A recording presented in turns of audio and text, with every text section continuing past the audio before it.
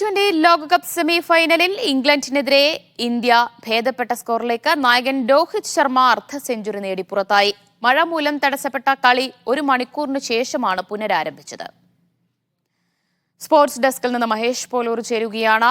മഹേഷ്, വീണ്ടും മഴ തടസ്സപ്പെടുത്താൻ ഇടയുണ്ടോ? അതുപോലെ തന്നെ ഇന്ത്യയുടെ നില അല്പം പരുങ്ങലിലാണോ? ഇപ്പോൾ ഗയാനയിൽ തെളിഞ്ഞ കാലാവസ്ഥയാണ്. നിലവിലെ സാഹചര്യത്തിൽ മഴ പെയ്യുന്നില്ല. 18 ഓവർ ഇപ്പോൾ പൂർത്തിയായിരിക്കുന്നു. 18 ഓവർ പൂർത്തിയാകുമ്പോൾ ഇന്ത്യ 147 റൺസാണ്. ഇപ്പോൾ 18.1 ബോൾ, 148 റൺസ്. 6 വിക്കറ്റുകൾ ഇന്ത്യക്ക് നഷ്ടമായിട്ടുണ്ട്. ക്യാപ്റ്റൻ രോഹിത് ശർമ്മ 39 പന്തിൽ നിന്ന് 6 ബൗണ്ടറികളും 2 സിക്സറുകളും ഉൾപ്പെടെ 57 റൺസ് രോഹിത് ശർമ്മ നേടി. കഴിഞ്ഞ മത്സരത്തിലെ ഫോം തുടർന്നു. ഇന്നും വിരാട് കോഹ്ലി നിരാശപ്പെടുത്തി. 9 പന്തിൽ 9 റൺസ് മാത്രമാണ് കോഹ്ലി നേടിയത്. ഋഷഭ് പന്തും ഇന്ന് നിരാശപ്പെടുത്തി. 4 റൺസ് മാത്രമാണ് എടുത്തത്. സൂര്യകുമാർ യാദവാണ് രോഹിത് ശർമ്മയ്ക്ക് മികച്ച സപ്പോർട്ട് നൽകിയത്. അദ്ദേഹം 47 റൺസ് 36 പന്തിൽ നിന്ന് നേടി. ഹാർദിക് പാണ്ഡ്യ ഒരു വെടിക്കെട്ട് ബാറ്റിംഗ് പ്രകടനം നടത്തി. പക്ഷേ വലിയ സ്കോറിലേക്ക് അദ്ദേഹത്തിന് പോകാൻ സാധിച്ചില്ല. 23 റൺസ്. രവീന്ദ്ര ജഡേജയുണ്ട് ക്രീസിൽ.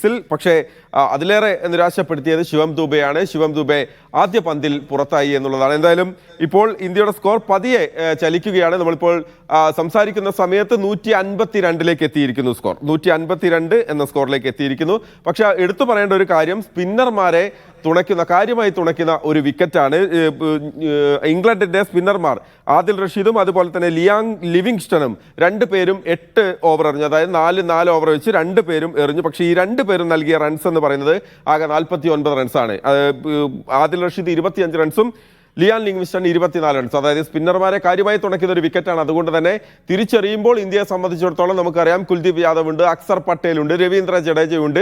ആ വിക്കറ്റിൽ കുറെ കൂടി ഇന്ത്യൻ ബൗളർമാർക്ക്, സ്പിന്നർമാർക്ക് തിളങ്ങാനാകും എന്നാണ് പ്രതീക്ഷിക്കുന്നത്. ഭേദപ്പെട്ട നിലയിലാണ്, കൂറ്റൻ സ്കോർ എന്നൊന്നും പറയുന്നില്ല. പക്ഷെ ആ വിക്കറ്റിൽ ഈ സ്കോർ ഒരു മികച്ച സ്കോർ എന്ന് കണക്കാക്കേണ്ടി വരും. ദിവ്യ.